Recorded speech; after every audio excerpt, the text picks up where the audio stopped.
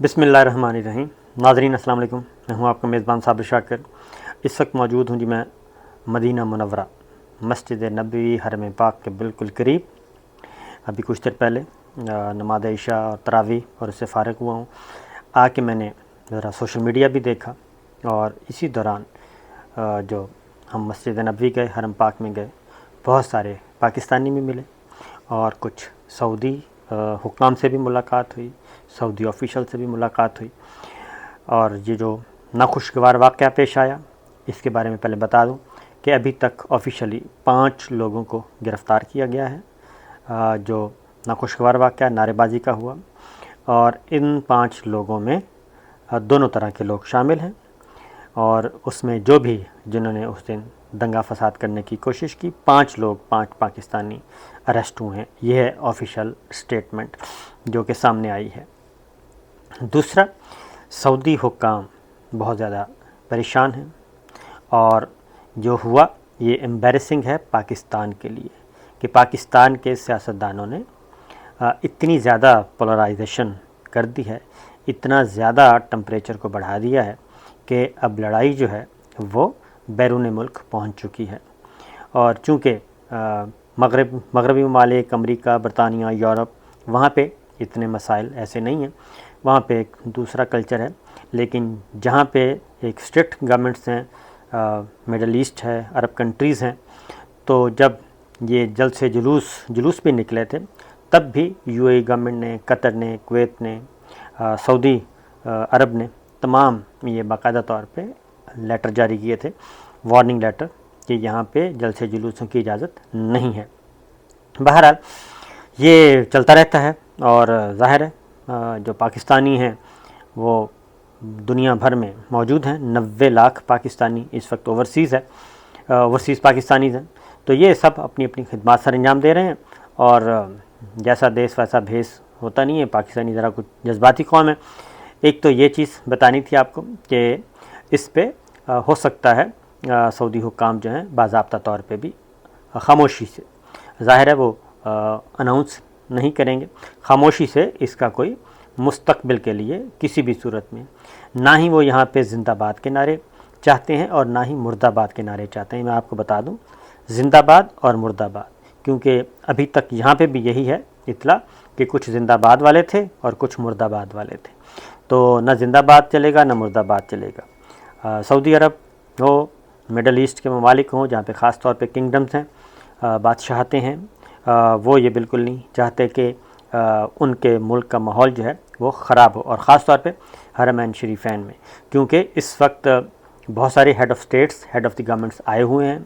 اور جن میں طیب اردوان بھی شامل ہیں، ترکی کے سربراہ، اور ان کو خود محمد بن سلمان کراؤن پرنس نے ریسیو کیا ایئرپورٹ پہ، اور ان کی وی وی آئی پی ان کی ہے اس وقت ان کا پروٹوکول۔ تو یہ خربوزے کو دیکھ کے خربوزہ رنگ پکڑتا ہے، تو ایسی چیز برداشت نہیں کی جائے گی۔ اس کے لیے مستقل لائحہ عمل کوئی بنایا جا رہا ہے،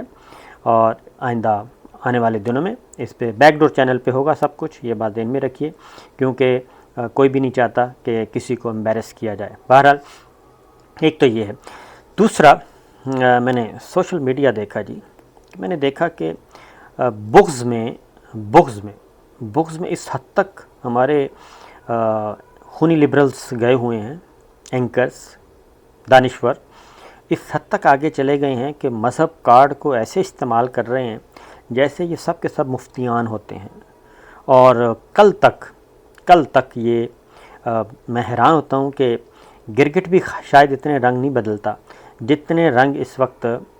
بدلے جا رہے ہیں، یہ خونی لبرلز بدل رہے ہیں۔ کل تک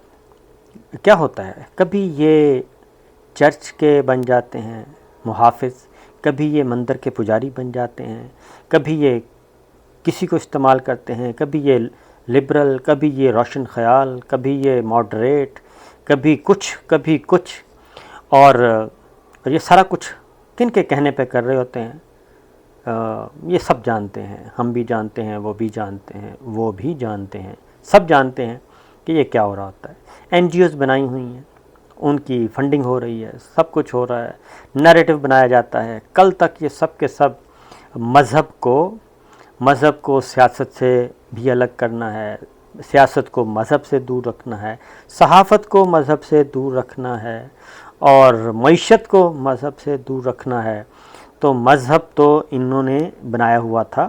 ایک شجر ممنوع کہ مذہب کا نام نہیں آنا چاہیے، مسجد کا نام نہیں آنا چاہیے۔ ہاں مندر کا آ جائے کوئی بات نہیں، چرچ کا آ جائے کوئی بات نہیں،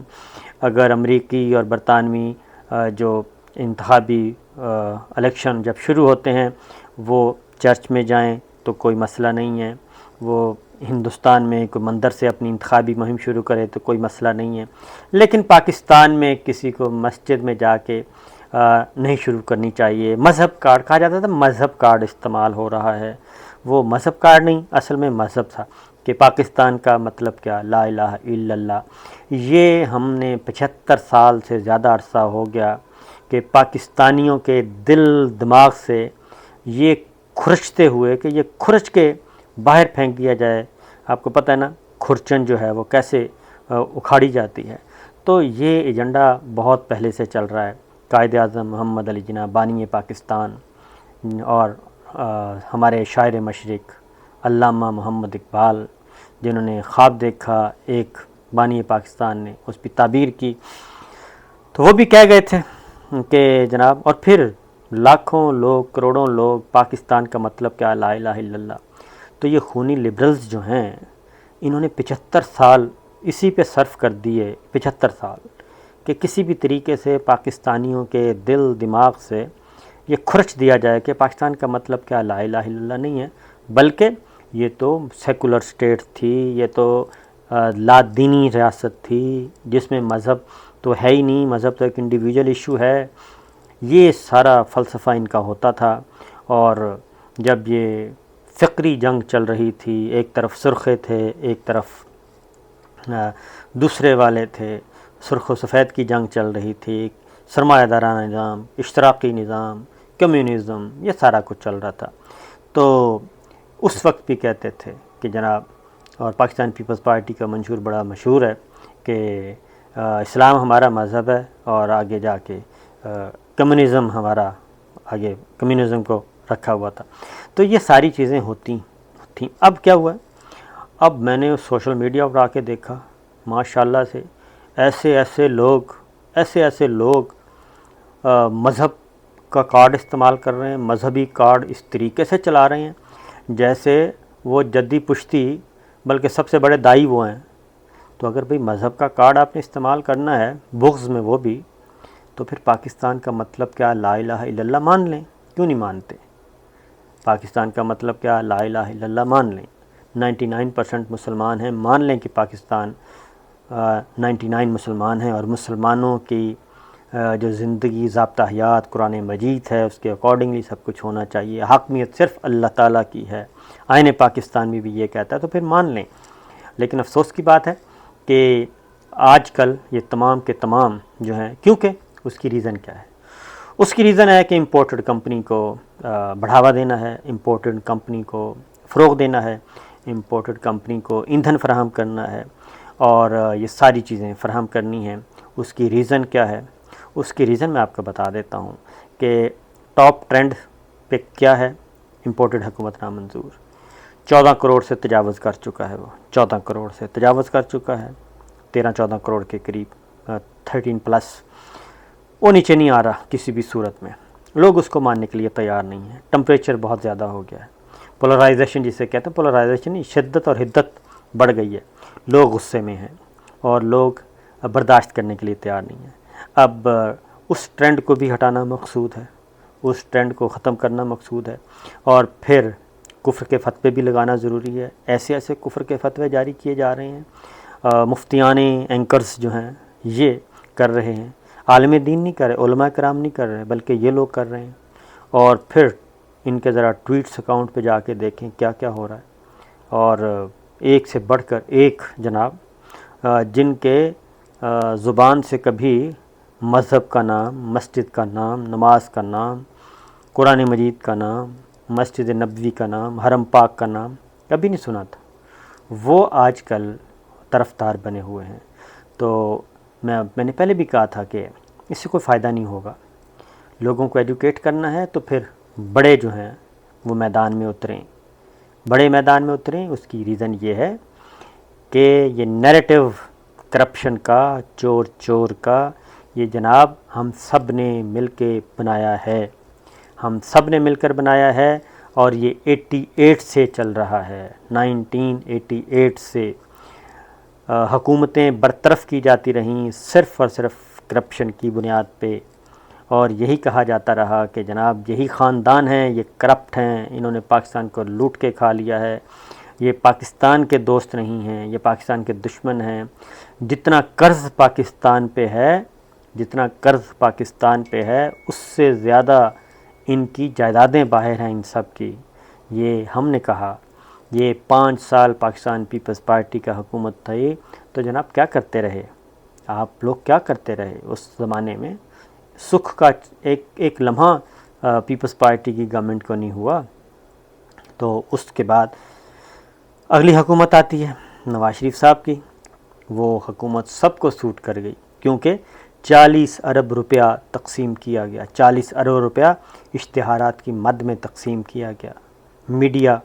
چند میڈیا ہاؤسز کو 40 بلین، آپ ذرا تصور کیجیے۔ تو اس کے بعد بریک لگ گئی، نئی تبدیلی آئی، تبدیلی سرکار آئی، انہوں نے بریک لگا دی۔ یہ تو ایسے لگتا ہے کہ فاقہ کشی میں مبتلا تھے سارے کے سارے، اور انتظار کر رہے تھے کہ کس دن یہ روزہ ٹوٹے اور ہم پل بڑھیں اور شروع ہو جائیں۔ تو میں اپنے دوستوں سے یہی کہتا ہوں کہ اتنا گڑھا کھودیں کہ جو برداشت ہو جائے، اتنا زیادہ گڑھے نہ کھودیں کہ کل کو ان میں یہ ایک ایک کر کے سب گریں اور کوئی نکالنے والا بھی نہ ہو، کیونکہ یہ نوجوانوں کا ملک ہے پاکستان، 22 کروڑ آبادی ہے، نوجوانوں کا ملک ہے۔ میں آپ کو پہلے بھی بتا چکا ہوں۔ اب ہائیبرڈ جمہوریت، hybrid journalism, hybrid system, hybrid parliament, یہ بہت مشکل ہے اس کا چلنا۔ لوگوں کی ایکسیس ہو گئی ہے، لوگوں کو شعور ہے، لوگوں کے پاس سب کچھ آ گیا ہے، فون ان کے پاس ہیں، اسمارٹ فون ان کے پاس ہیں، وہ دنیا کو دیکھ رہے ہیں، دنیا کو پرکھ رہے ہیں۔ بچے سے بچہ دیہاتوں میں بیٹھا ہوا، اس کا ذرا ان کا تبصرہ تو سنیں، دیہاتوں میں جو لوگ بیٹھے ہیں ان کے تبصرے تو سنیں۔ یہاں پہ میں ایک چند ڈرائیوروں کے ساتھ سفر کیا، ان کے تبصرے سنیں، میں کہوں گا تو آپ کہیں گے پتہ نہیں، ان کی وزڈم دیکھیں۔ وہ یہاں پہ محنت مزدوری بھی کرتے ہیں، لیکن اپنا فون جو ہے وہ نیٹ والا رکھا ہوا ہے، سب نے، جتنے بھی مزدور طبقہ جو ہے انہوں نے بھی رکھے ہوئے ہیں اپنے نیٹ، وہ سب کچھ دیکھ رہے ہیں، سب کچھ سن رہے ہیں۔ اور ایک اور بھی بتا دوں کہ جو پاکستانی قوم ہے، پاکستانی قوم باقی دوسرے ملکوں کے جو ہیں اوورسیز، وہ اس حد تک اٹیچ نہیں ہیں اپنے ملکوں کے ساتھ۔ کوئی اوورسیز کسی دوسرے ملک کا، مغربی ملک ہو گئے، یورپی ممالک ہو گئے، مڈل ایسٹ کے ممالک ہو گئے، کوئی نہیں ہے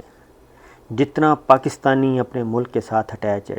اوورسیز پاکستانی، خواہ وہ مزدور ہے، خواہ وہ ڈرائیور ہے، خواہ وہ چائے والا ہے، چاہے وہ کسی ہوٹل پہ کام کر رہا ہے، چاہے وہ ویٹر ہے، چاہے وہ ملینر ہے، بلینر ہے، وہ سب کے سب اپنے ملک کے ساتھ جڑے ہوئے ہیں، پاکستان کے ساتھ جڑے ہوئے ہیں۔ یہ ایک لکی پوائنٹ ہے، خوش قسمتی ہے، اور وہ سب کے سب پاکستان کے لیے فکر مند ہوتے ہیں، خواتینوں، حضرات، بچے، بوڑھے۔ میں نے خود یہاں جو آئے ہوئے بچے، وہ بھی پاکستان زندہ باد کا نعرہ لگاتے ہیں، اور باقی نعرے میں نہیں بتاؤں گا، پھر آپ کفر کے فتوے لگائیں گے، ٹھیک ہے؟ تو اس لیے یہ پاکستانیوں کی یہ خوبی ہے۔ 90 لاکھ پاکستانی باہر ہیں، لیکن ہر کوئی جڑا ہوا ہے اپنے وطن کے ساتھ، اپنے ملک کے ساتھ۔ تو یہ ہے بنیادی بات جو آپ لوگوں کو سمجھ نہیں آ رہی۔ آپ سمجھتے یہ ہیں کہ ایک ٹرینڈ چلا کے سوشل میڈیا پہ، ڈیجیٹل میڈیا پہ، الیکٹرانک میڈیا پہ، پرنٹ میڈیا پہ نیگیٹو رپورٹنگ کر کے ایک بیانیہ بنا لیں گے۔ نہیں بیانیہ بنے گا، اور ٹھیک ہے آپ اپنے اشتہار لیں، سب کچھ کریں، وہ ٹھیک ہے، لیکن اس طرح اب وہ نہیں ہیں کہ جو ذہنوں میں ان میں ٹھونس دیا جائے گا وہ قبول کر لیں گے۔ نہیں، اب ان کا سسٹم جو ہے وہ قبول نہیں کرتا، وہ اتنا پہلے استعمال ہو چکا ہے اور دھوکے کھا چکا ہے کہ اب دوبارہ دھوکہ کھانے کے لیے تیار نہیں ہے۔ یہی میں نے عرض کرنا تھا، باقی انشاءاللہ اگلی ویڈیو میں اجازت دیجیے، اللہ حافظ۔